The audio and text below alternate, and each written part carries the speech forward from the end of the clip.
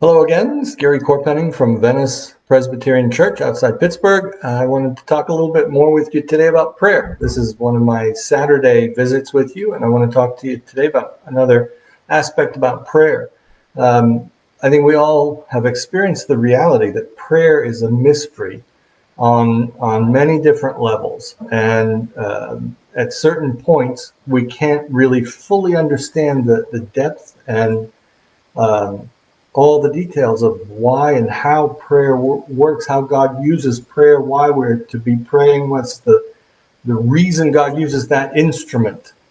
And so, on one level, the reason why we should pray is that God tells us to. And so, prayer is something we do simply out of obedience to God. And it was certainly something that Jesus insisted on and practiced himself. So that's one reason. But having said that, it doesn't mean that there is nothing that we can understand about why God chooses to use prayer. And I want to talk about one of those reasons now. There's a common question that we often ask: if God knows everything um, about us, then does He really need for us to tell Him what we need? If He knows what we need, He doesn't really need for us to tell Him, right? So why pray? He already knows.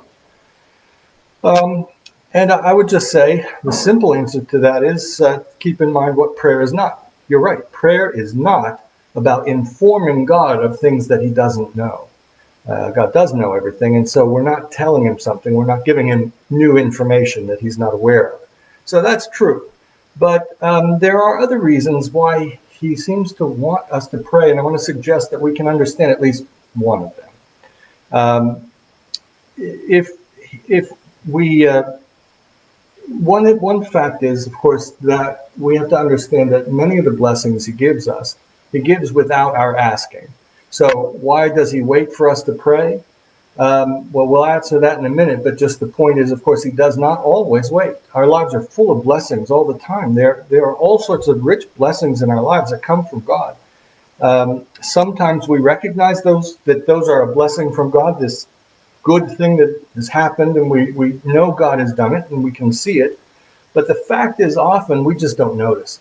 God pours these blessings into our lives, which we haven't asked for, but He gives us anyway. And then we receive those good things, and we say, "Oh, aren't we lucky now? Am I not lucky now? Look at how good this is." Or we say, "Well, I've worked so hard. That's why this good thing has happened." And we forget the fact that God's the one who has given us the means and the skills to do work to get blessings anyway. So it all does come from Him. And often we just don't notice it. We think it's just something that happened. It's a coincidence. So, of course, one encouragement I give you now is pay attention, because all the good things coming into your life do, in fact, come from God. Notice them and thank Him for them. But the second answer, why God often waits for us to pray before He acts, is because He wants to connect those dots. He wants us to connect the dots of asking and receiving, asking from Him, receiving the blessing, and knowing that that's how it has happened. And we can see some examples of that in the Bible. If you look in Exodus during the plagues, you'll see that for instance, in Exodus 8, during the plague of frogs, Pharaoh seems to give in, and he says to Moses, "Please take them away." And Moses says, "Well, I can't. I didn't bring them. God did. But I will ask God to remove the frogs for you. But I will give you the honor, Pharaoh, of telling me when you want that to happen." And Pharaoh says, "Well, I want it to happen on such and such a day." It says tomorrow. I don't know why he waits till tomorrow, but he says tomorrow. And Moses says, "Fine." And at the appointed time, it happens. And one of the things that is meant to happen there is Pharaoh is meant to see that this happens because Moses has asked for it at that time. And Moses intends Pharaoh to connect those dots, which he doesn't really do. We can see it also in the Gospel of Luke, when the centurion with a very sick servant comes to Jesus and asks Him to heal him. And Jesus says, "Okay, fine, I'll go there and heal him." And the centurion says, "I'm not worthy to have you come to my house. You just say the word and it will happen." And so Jesus says, "It's done." And then the centurion travels home and doesn't get there till the next day. When he gets there, he finds his servant healed, and he says, "When did this happen?" And the people there say, "Well, it happened at such and such a time." And the centurion says, "That's exactly when I asked Jesus to do it." He connects the dot. Request, Answer, I see how it's happened. I understand where this has come from. We ask, God acts, and our relationship with God then is deepened, and our ability to trust Him is strengthened. That's how prayer works. One of the ways in which prayer functions in our lives. It is a relationship thing. It deepens our relationship with God, because prayer is not just about blessings. It is about relationship.